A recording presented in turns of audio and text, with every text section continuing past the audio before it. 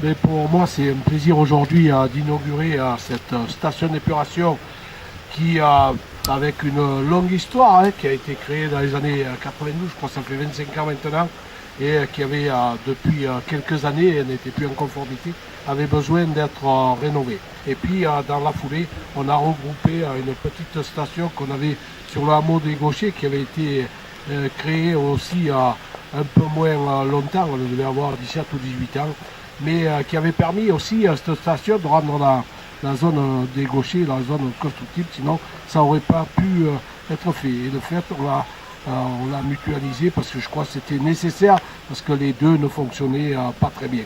Et tout ça, je crois qu'on le doit au syndicat Redevantou. Le syndicat qui a été créé a permis de pouvoir alimenter sur le département de Vaucluse, et plutôt dans le périmètre sur lequel il est concerné, amener l'eau potable en priorité. Ça a été sa première vocation.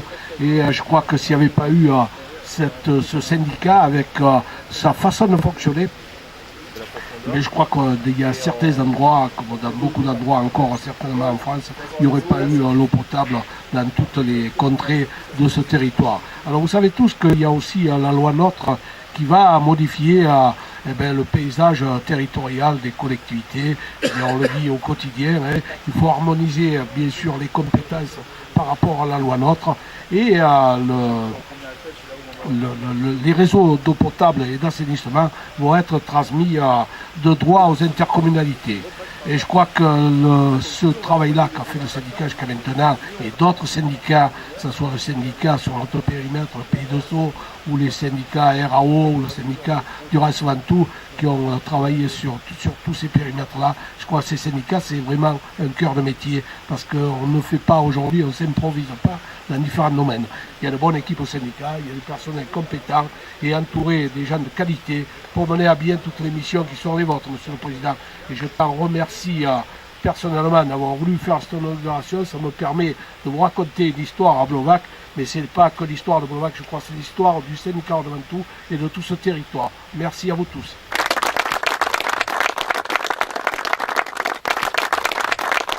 Voilà, donc mesdames et messieurs, bienvenue à nouveau un vendredi. Alors je vous rassure, on ne fera pas ça tous les vendredis parce que sinon on va porter tort au marché de Carpentras. Donc on n'inaugurera pas une station tous les vendredis, c'est pas le but. Mais je voulais quand même marquer le coup et bien positionner le syndicat dans l'ensemble des tâches qu'il a à faire. Et donc notamment ces petites stations de petits villages qui sont à nos yeux autant importantes que les grosses. Donc on a posé la première pierre à la Jouve il y a 3 semaines. On a inauguré la steppe de Flassan et Michel et Max ont bien souligné la solidarité du syndicat et c'est le but et ça j'y tiens beaucoup. Donc aujourd'hui on est chez toi Max à Blovac où on va inaugurer une station de 300 équivalents habitants.